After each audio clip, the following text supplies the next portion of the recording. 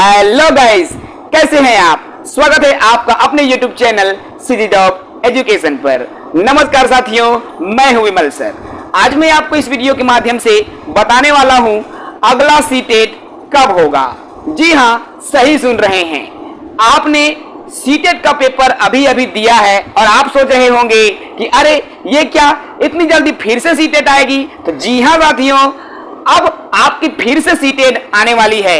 जो भी साथी चाहे सीजी टेट परीक्षा बार बार देकर फैल रहे हो या अभी तक सीटेट में एक भी बार पास नहीं किए हो, पास करना हो सीटेट तो कर लो ये काम। जी हाँ, उनकी जानकारी मैं इस वीडियो में दूंगा जिसको फॉलो करके आप सीटेट की परीक्षा पास कर सकते हो। तो क्यों देरी दीदी किस बात की, आइए शुरू करते हैं। शुरू करें हम उस काम को जिसको आपको करना होगा। तो मित्रों, मैं आपको बताऊं कि अगला सीटेट कब होगा।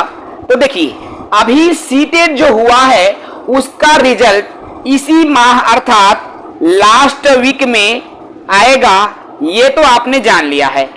अब अगला सीटेट कब होगा तो मैं आपको बता दूं, फॉर्म जो फिर से ओपन होगा नए सीटेट के लिए वो आपका अक्टूबर में, जी हां, अक्टूबर में आपको देखने को मिलने वाला है सीटेट अक्टूबर 2023 का। जी हां साथियों, तो अभी से तैयारी शुरू कर दीजिए क्योंकि अक्टूबर में फिर से होने वाली सीटेट आपको आपके लिए फिर से एक रास्ता दिया है।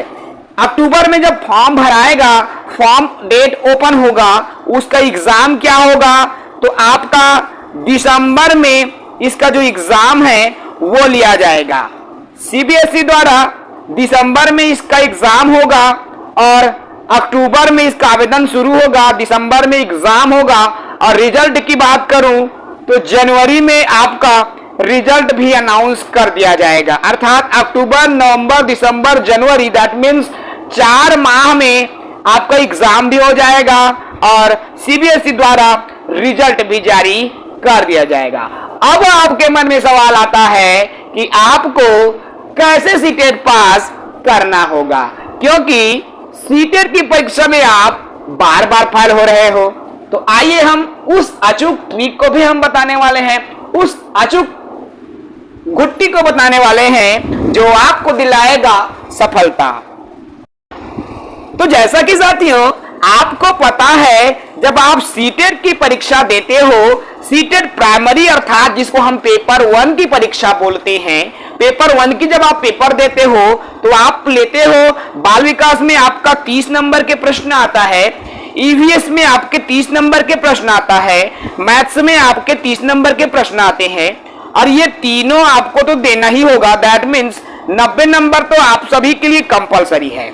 इसके अलावा आपके 2 लैंग्वेज आते हैं, L1 और L2। गलती यहीं पर करते हैं सभी परीक्षार्थी। जी हां, यहीं पर गलती करते हो जिसका खामियाजा आपको आपको असफलता की ओर ले जाता है। तो साथियों मैं आपको बता दूं, यदि आप भाषा चयन कर रहे हैं तो आप केवल और केवल भाषा चयन नहीं कर रहे, बल्कि आप पास और फेल का चुनाव कर रहे हो। तो आपको भाषा कैसे चुनना है, जब आप भाषा का चयन करो, लैंग्वेज 1 में आपको क्या लेना है तो याद रखना, जब आप लैंग्वेज 1 लो तो लैंग्वेज 1 में आपको हिंदी विषय लेना है और जब आप लैंग्वेज 2 का चयन करो तो आपको संस्कृत विषय चयन करना है। मैं क्यों बोल रहा हूं, जितने भी सीटेट का रिजल्ट पास करते हैं 90% लोग संस्कृत विषय लेकर सीटेट की परीक्षा पास करते हैं। इसलिए मैं बोल रहा हूं, भाषा 1 में आप हिंदी लीजिए और भाषा 2 में आप संस्कृत लेंगे। अब आपके मन में यह भी सवाल आता है कि सर मैं तो संस्कृत लिया हूं, छत्तीसगढ़ में शिक्षक भर्ती आएगी और वहां पर इंग्लिश चलता है तो मैं पात्र रहूंगा कि नहीं। सवाल बड़ा है, लेकिन हर सवाल का जवाब है और वो ये है साथियों, जब सीट आपका छत्तीसगढ़ में शिक्षक भर्ती का पेपर होगा तो सिर्फ और सिर्फ आपकी पात्रता देखी जाती है। जी हां, शिक्षा के अधिकार अधिनियम साथ साथ भाई यही चीज कहता है कि आप दो भाषा लो। भाई शिक्षा के अधिकार अधिनियम यही बात तो कहता है, चाहे आप पहली पढ़ो, दूसरी पढ़ो, तीसरी पढ़ो, चौथी पढ़ो, पांचवी पढ़ो, छठवीं पढ़ो, सातवीं पढ़ो, आठवीं पढ़ो, 9वीं, 10वीं, 11वीं, 12वीं। आपने देखा होगा आप दो भाषा का चुनाव करते हो। आप 9वीं पढ़ोगे, हिंदी पढ़ोगे और इंग्लिश पढ़ोगे। आप पहली पढ़ोगे, दूसरी जो भी कक्षा में आप पढ़ रहे हो, है ना, तो आप दो भाषा का चयन करते हो, इंग्लिश और हिंदी प्राइमरी में। तो क्यों चुनते हो आप दो भाषा? शिक्षा का अधिकार अधिनियम ही कहता है आपको दो भाषा चुनना है। अब आपके ऊपर डिपेंड करता है मेरे दोस्त कि आप दो भाषा कौन सा चुन रहे हो। तो भाई आप सीटेट वाले हो, आप एक भाषा हिंदी को चुन रहे हो और दूसरी भाषा संस्कृत को चुन रहे हो, तो आ गए ना दो लैंग्वेज। बस यही काम तो करना है। अब आप देखो बाल विकास में आपका पर्यावरण में और मैथ्स में 90 नंबर है और इधर आपका 60 नंबर, टोटल 150 मार्क्स के आपके सीटेड पेपर 1 होता है। ये आप चुन सकते हो।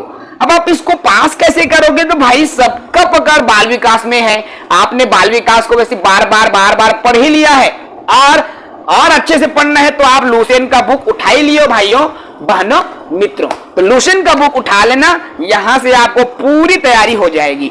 ठीक है, तो आप आराम से 20 मार्क्स तो आराम से अचीव कर लोगे। ईवीएस में आप आराम से 15 नंबर 18 नंबर तो आपका ईवीएस आराम से कवर हो जाएगा। 18 नंबर आप मैथ्स ले लोगे। जब आप हिंदी करोगे, हिंदी भी आप 18 ले लोगे। और जब आप संस्कृत ले रहे हो ना, तो संस्कृत में भी आपको कोई ज्यादा कठिनाई नहीं होगी भाई, आप 15 नंबर इजीली ले सकते हो। अब आप कैलकुलेट करके देख लो, अगर आपने इतना मार्क्स ले लिया तो आपका कितना बन रहा है? देखो 18 18 18 54 और 72 में 15 जोड़ोगे, ये हो गया 70, है ना, 69 नंबर। अब 70 में ये 20 नंबर आपका यहां आ गया। कहने का तात्पर्य है यहां 90 92 नंबर आप ऐसे ही खींच लोगे, 90 प्लस। एकदम नॉर्मल से मैं बात करूं तो इजीली आप यदि जनरल कैटेगरी से हो तो भी आप क्लियर कर लोगे। ठीक है, अब रही बात पेपर 2 की। सर मेरा मिडिल स्कूल है, मैं कैसे करूंगा? क्या मिडिल स्कूल में मैं कैसी भाषा लूं, क्या करूं, कौन सा विषय लूं, कैसा है, ऐसा है, वैसा है, दुनिया भर का सवाल, प्रश्नवाचक चिन्ह आता है मेरे दोस्त।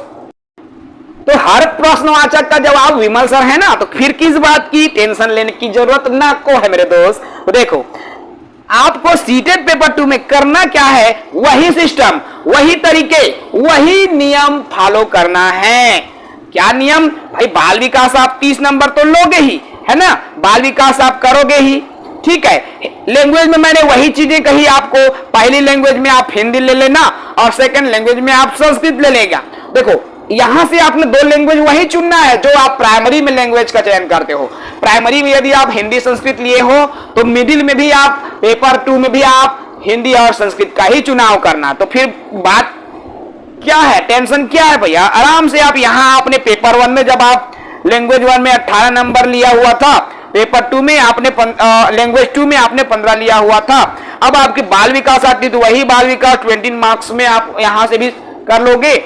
ठीक है, तो अब आपका सब्जेक्ट बचता है। देखो यदि आप एसएसटी वाले हो, सामाजिक विज्ञान हो, आर्ट वाले हो, एसएसटी लोगे, मैथ्स वाले हो तो साइंस मैथ्स वाला सब्जेक्ट लोगे।